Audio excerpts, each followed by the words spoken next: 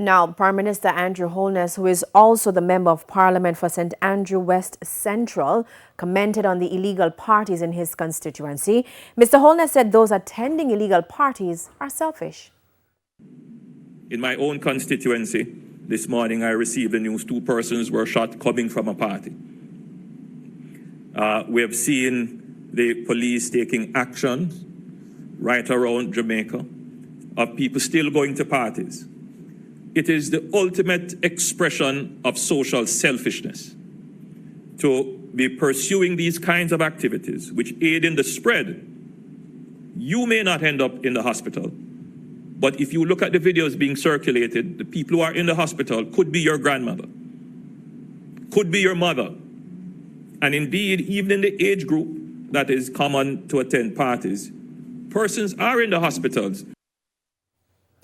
In the meantime, 16 persons were arrested last night at an illegal party in Tivoli Gardens, West Kingston. 6 of the detainees were under the age of 18 and were warned for prosecution under the Disaster Risk Management Act. Members of the police and military raided the party, which was being held at a sports bar along Bustamante Boulevard.